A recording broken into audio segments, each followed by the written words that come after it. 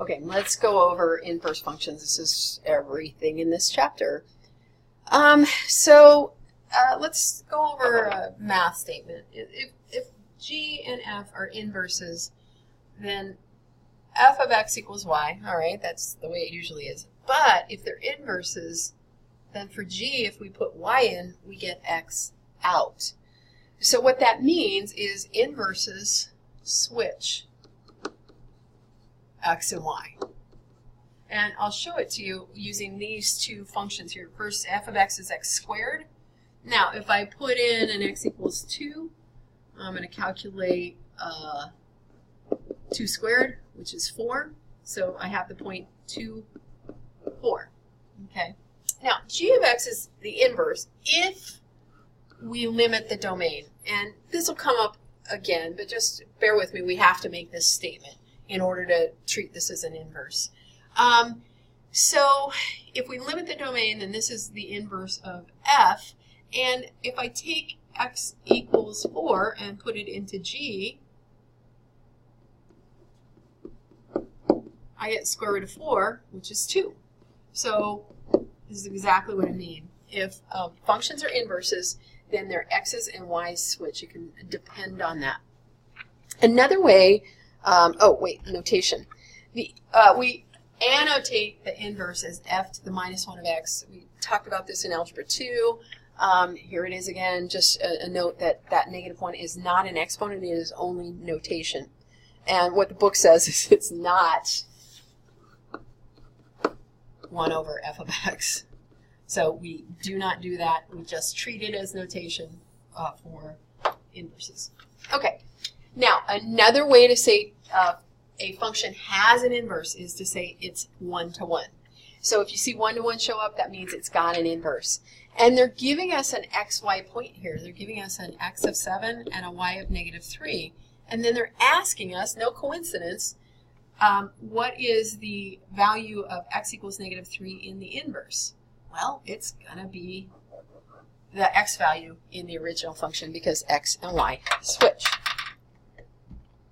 Now let's delve into more of what 1-to-1 means. Okay, so our definition of 1-to-1 is kind of an interesting definition. It says if f of a equals f of b, so this means our y values are equal, then our x values must be also equal. So this is our technical definition. There's other ways of testing it, but I'll show you what this means. And I'm just using a couple of functions you're familiar with. Let's take a look at y equals x squared. Well, first of all, this is not a 1-to-1 function. It's because when I just take about any point here, so let's just take a look at x equals -2. At -2, y is 4. Okay. Now, if I look over on the other side, I see almost the same thing happen, but x is +2. So we get the same y value, got that, but our x values are not the same. This means that this function is not 1-to-1. Now, one way we can make it 1-to-1 is by limiting the domain to x greater than or equal to 0. That basically gets rid of the left-hand side here, and now we have a 1-to-1. But just looking at this in its original form, it is not 1-to-1. All right, let's take a look at x cubed. Okay. Now, everywhere we have an x value, we have a y value, and those y values are never the same. So this is 1-to-1.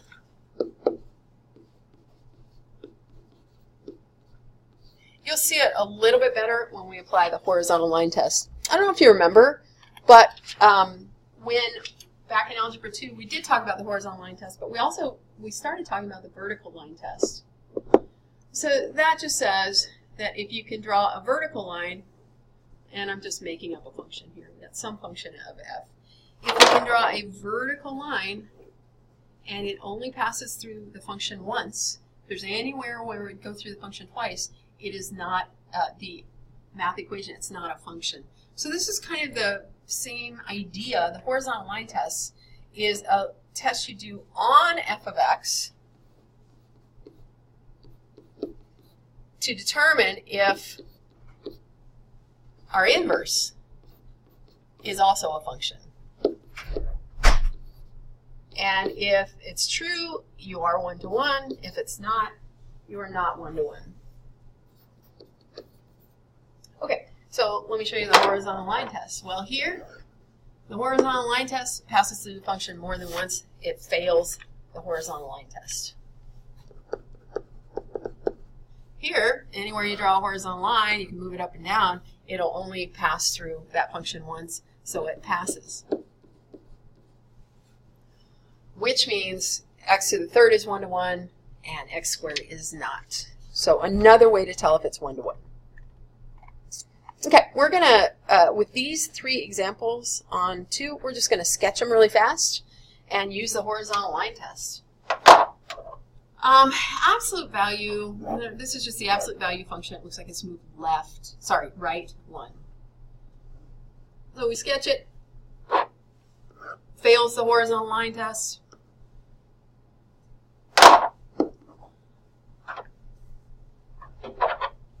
Definitely not one-to-one. We're going to sketch a linear equation. Looks like we've got a kind of a shallow slope going through a y-intercept of -1. And linear equations are always one-to-one. They always pass the horizontal line test.